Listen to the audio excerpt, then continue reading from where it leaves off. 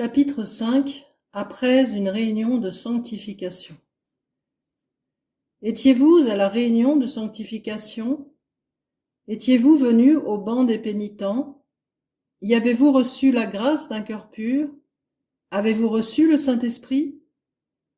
Si vous vous êtes donné à Dieu autant qu'il dépendait de vous, et que vous n'avez pas reçu le Saint-Esprit, je vous en conjure, ne vous découragez pas.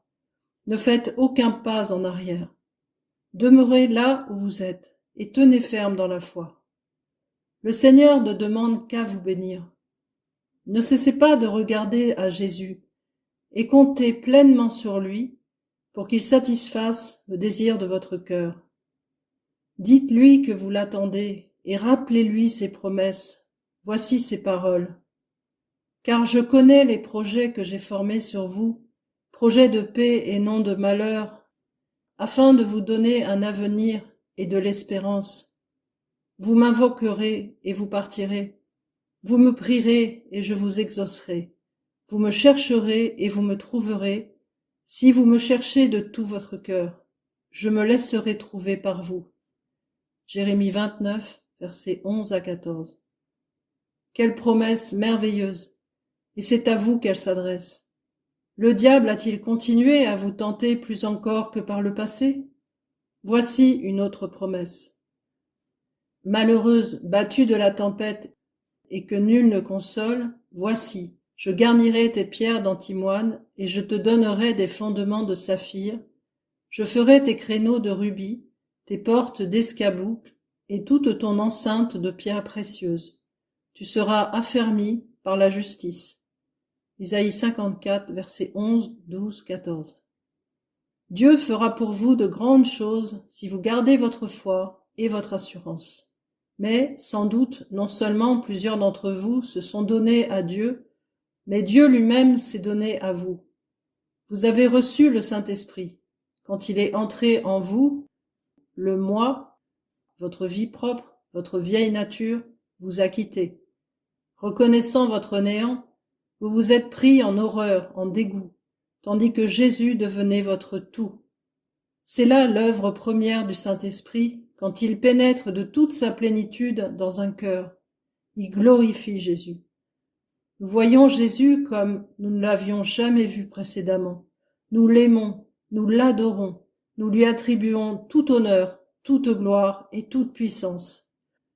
Nous réalisons, comme jamais auparavant, que son précieux sang nous sauve et nous sanctifie. Le Saint-Esprit n'appelle pas notre attention sur lui-même, mais sur Jésus. Quand le Consolateur sera venu, l'Esprit de vérité, il vous conduira dans toute la vérité, car il ne parlera pas de lui-même, mais il dira tout ce qu'il aura entendu, et il vous annoncera les choses à venir. Il me glorifiera parce qu'il prendra ce qui est à moi et vous l'annoncera. Jean 16, versets 13 et 14. Et ailleurs, il rendra témoignage de moi. Jean 15, verset 26. Il ne vient pas davantage révéler une vérité nouvelle, mais faire comprendre la vérité ancienne annoncée par Jésus, par les prophètes et par les apôtres. Le Consolateur vous enseignera toutes choses et vous rappellera tout ce que je vous ai dit. Jean 14, verset 26. Il fera de la Bible un livre nouveau pour vous. Il vous en rappellera les leçons et vous enseignera à l'appliquer à la vie de chaque jour, de sorte que vous serez guidés par elle en toute sécurité. La raison pour laquelle certaines personnes ne comprennent pas la Bible, c'est qu'elles ne comptent pas sur le Saint-Esprit pour la leur expliquer. Un cadet ou un humble soldat rempli du Saint-Esprit peut en dire davantage sur le sens réel, profond et spirituel de la Bible que tous les docteurs en théologie et tous les professeurs du monde qui n'ont pas reçu le baptême de l'Esprit.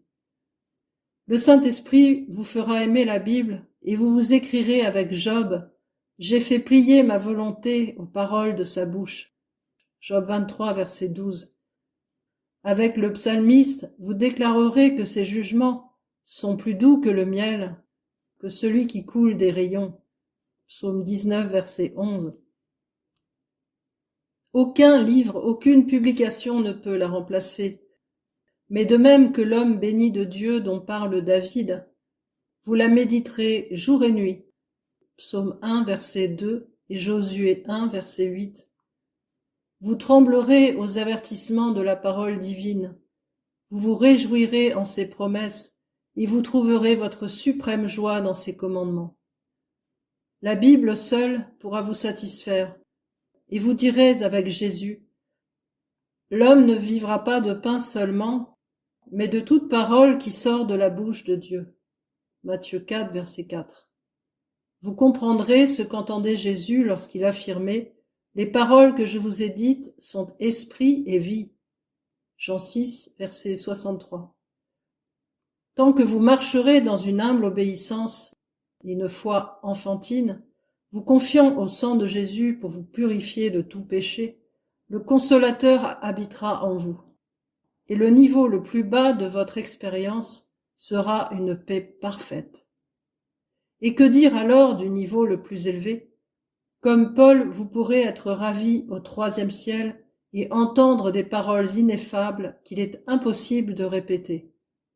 2 Corinthiens 12, versets 2 à 4.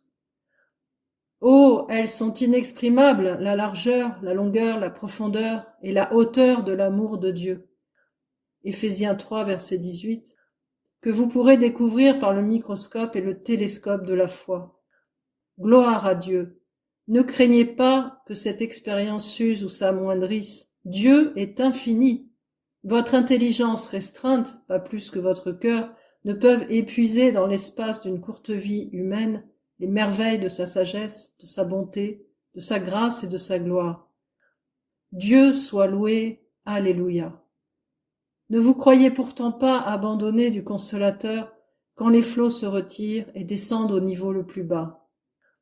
Je me souviens comment, après avoir reçu le Saint-Esprit, je demeurais des semaines entières sous un poids de gloire et de joie divine, presque écrasant pour mon corps.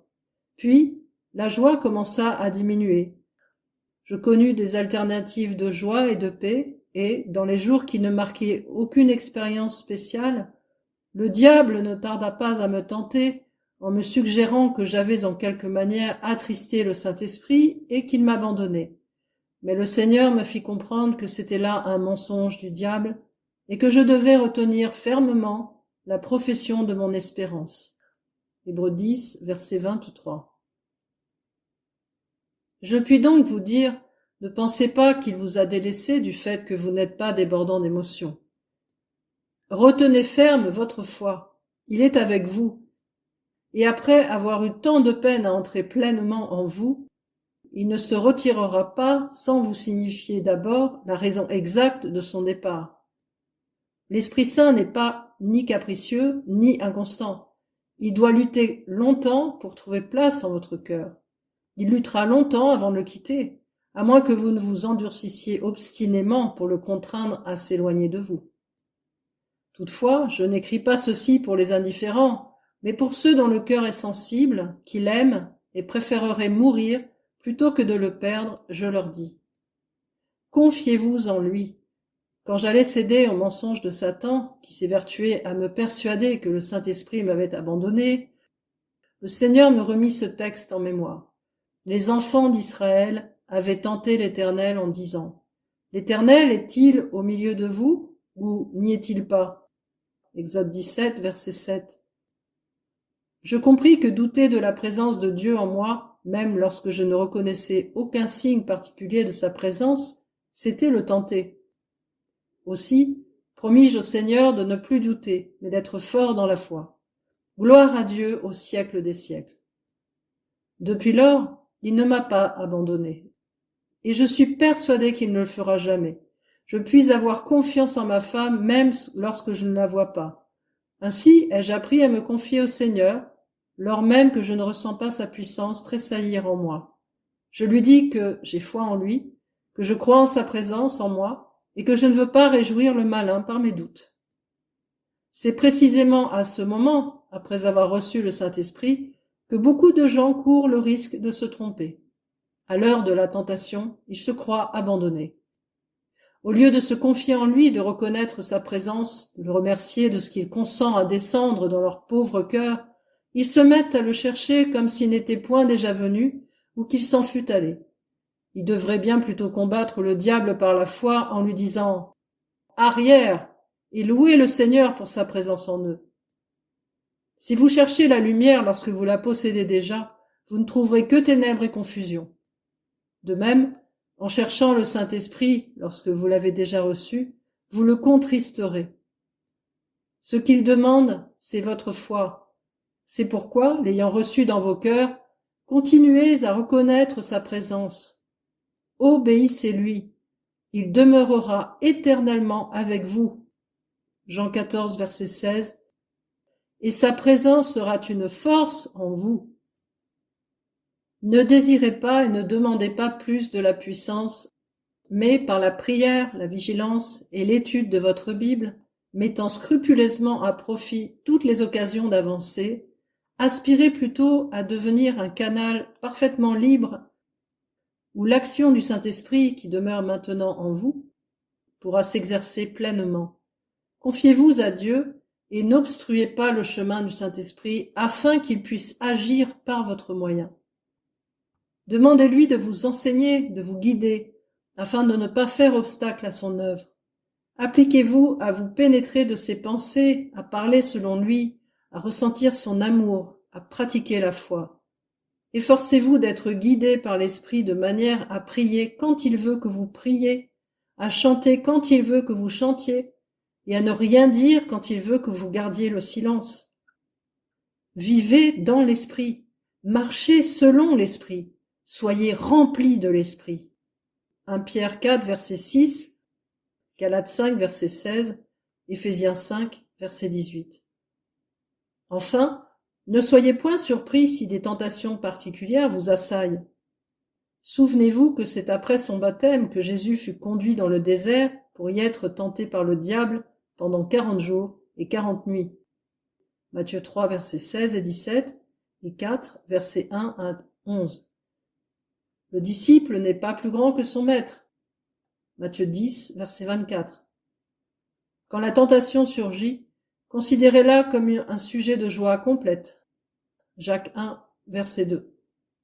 Vos épreuves mêmes et vos tentations vous conduiront à une connaissance plus approfondie du Seigneur, car ce qu'il fut, vous devez l'être aussi en ce monde.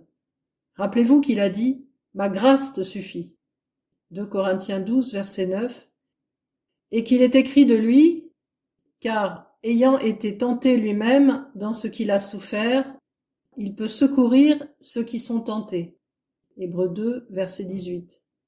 Et ailleurs, nous n'avons pas un souverain sacrificateur qui ne puisse compatir à nos faiblesses, au contraire, il a été tenté comme nous en toutes choses, sans commettre de péché. Hébreux 4, verset 15. Que dirons-nous donc à l'égard de ces choses? Si Dieu est pour nous, qui sera contre nous? Romains 8, verset 31. Soyez fidèles, pleins de foi, et vous pourrez dire avec Paul, « Mais dans toutes ces choses, nous sommes plus que vainqueurs par celui qui nous a aimés. Car j'ai l'assurance que ni la mort, ni la vie, ni les anges, ni les dominations, ni les choses présentes, ni les choses à venir, ni les puissances, ni la hauteur, ni la profondeur, ni aucune autre créature ne pourra nous séparer de l'amour de Dieu manifesté en Jésus-Christ, notre Seigneur. » Romains 8, versets 37 à 39.